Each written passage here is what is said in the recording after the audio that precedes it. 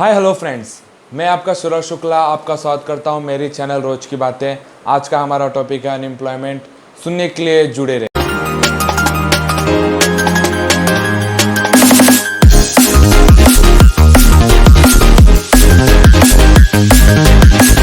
नमस्ते मित्रों, आज जो हम टॉपिक की बात करने जा रहे हैं वो थोड़ा गंभीर टॉपिक है, इसे हंसी में ना लीजिएगा। अनएम्प्लॉयमेंट हमारे देश में बहुत एक गंभीर बीमारी जैसी हो चुकी है। अगर हम इस बातों पे जल्दी नहीं सोचेंगे तो कल हम ही पछताएंगे इस बात पे। थोड़ा सा सर्वे पे आ जाते हैं। हमारे इंडिया को आज़ादी के 73 ईयर्स हो चुके हैं। इस 15 अगस्त को हमें 73 ईयर्स ऑफ इंडिपेंडेंस के हो जाएंगे। हमारे इंडिया में फर्स्ट जो पॉपुलेशन सेंसस हुए थे वो 1951 में हुए थे, और उस ईयर से लेके 2020 तक अगर मैं एक एवरेज कैलकुलेशन करूं तो एक एवरेज रेट निकलता है अनएम्प्लॉयमेंट का 5.63%। ये अनएम्प्लॉयमेंट का रेट है जो हमारे इंडिया में है इस समय, एवरेज है ये। आप अगर गूगल पे जाके खुद भी सर्च करेंगे तो आपको मिलेगा कि गूगल पे आपको मंथली बेसिस पे निकालते हैं कि अप्रैल में अनएम्प्लॉयमेंट रेट बढ़ गया था, फिर जुलाई में कम हो गया था, फिर जुलाई में अगस्त में कम हो गया। आपको वहाँ पे ऐसा कुछ दिखाई देगा, समझ में नहीं आएगा। आप सोचेंगे अरे ये तो कुछ महीनों में बढ़ता है, कुछ महीनों में घटता है, कैसा अनएम्प्लॉयमेंट रेट है। पर जब आप थोड़ा डिटेल में इसका स्टडी करेंगे तब आपको समझ में आएगा। ये आप ना करें उसके लिए मैंने ये वीडियो खास बनाया है।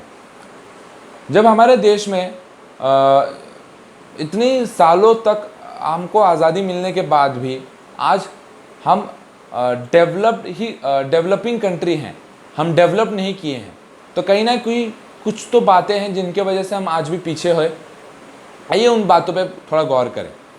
सर्वे कहता है कि इंडिया में जो पॉपुलेशन है वो तेज़ी से बढ़ती चली गई 1951 से लेकर 2020 तक, जिसकी वजह से लोगों के पास रोज़गार की कमी होती चली गई। जब आपके पास रोज़गार ही नहीं होगा तो आप पैसा कमाएंगे कहाँ से, और जब पैसा कमाएंगे नहीं तो खर्चेंगे कहाँ से, और जब खर्चेंगे ही नहीं तो स्टैंडर्ड ऑफ लिविंग कैसे बढ़ेगी। तो कहीं ना कहीं ये चारों चीज़ें जुड़ी हुई हैं एक दूसरे से। तो लोगों को इन चीज़ों को तो कुछ पता ही नहीं है। लोग सिर्फ पैसा कमाते हैं कि भाई हमारा दिन कट जाए, 2 वक्त का खाना मिल जाए, ये सभी चाहते हैं। क्या उससे ज़्यादा नहीं? आप अपना स्टैंडर्ड ऑफ लिविंग नहीं बढ़ाना चाहते? इस बातों पे कोई मुद्दा नहीं बनाता। जापान एक कंट्री ऐसी है, थोड़ा इसके बारे में जानिए तो आपको समझ में आएगा। जापान में हर साल भूकंप आता है, तब भी वो देश इतना डेवलप्ड है कि आप जाएंगे तो आपको पता ही नहीं लगेगा कि वहाँ पे भूकंप जैसे कुछ चीज़ें भी हैं। वहाँ पे अगर रोड टूटता है तो लोग खुद ही लग जाते हैं काम पे रोड बनाने के लिए, सरकार का इंतज़ार नहीं करते।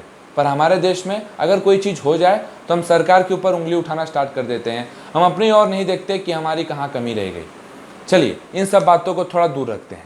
अगर हमारे देश में अनएम्प्लॉयमेंट इसी तेज़ी से बढ़ता चला गया तो इसका इम्पैक्ट क्या होगा? हमारे देश में गरीबी स्टार्ट हो जाएगी।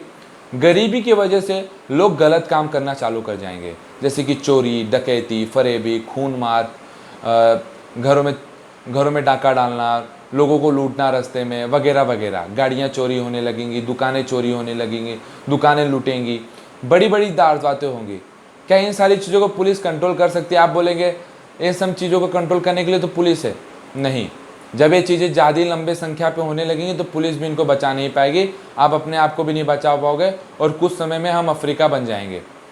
तो ये नहीं होना चाहिए। तो इसके लिए क्या करें? तो इनके पीछे कुछ सल्यूशन है। 4 बातें मैंने अपने मन की सोची है। अगर इन 4 मुद्दों पे काम करेंगे तो कहीं ना कहीं हमारे देश की जो अनएम्प्लॉयमेंट की जो संख्या है वो कहीं ना कहीं ज़रूर कम होगी। पहला जो मुद्दा है, पहला जो सल्यूशन है, मैं बोलूँगा पॉपुलेशन कंट्रोल। हमें हमारे देश की जो आबादी है उसे हमें कंट्रोल करनी पड़ेगी, क्योंकि आपकी अगर आबादी भी बढ़ती चली जाएगी और आपका अगर जो अनएम्प्लॉयमेंट का रेट हो तो उतना ही है, तो ये जो अनएम्प्लॉयमेंट का रेट है ये कैलकुलेट भी होता है पॉपुलेशन के ऊपर। जब अगर पॉपुलेशन बढ़ता चला जाएगा तो इनडायरेक्टली आपका जो अनएम्प्लॉयमेंट का रेट है वो भी बढ़ता चला जाएगा।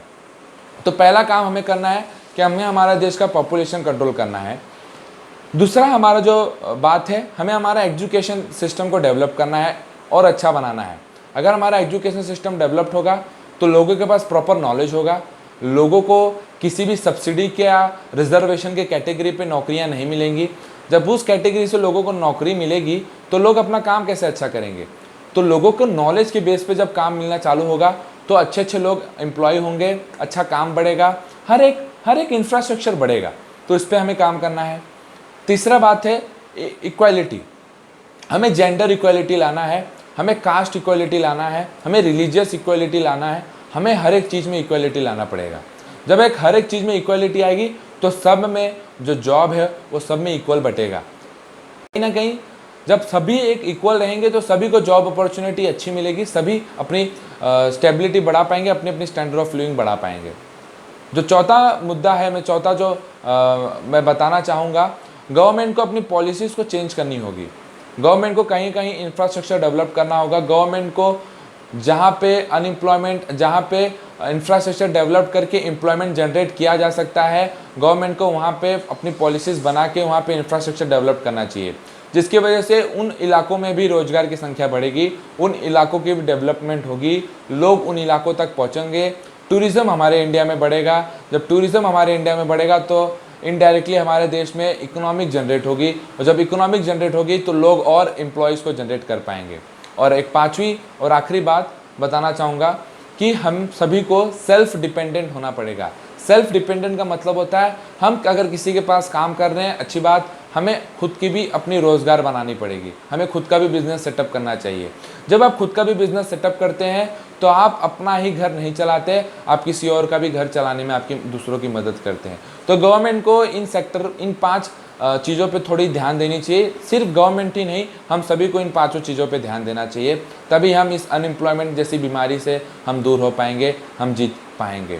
अगर आपको मेरा वीडियो पसंद आया हो तो please like, share and subscribe ज़रूर करके जाइए। जय हिंद,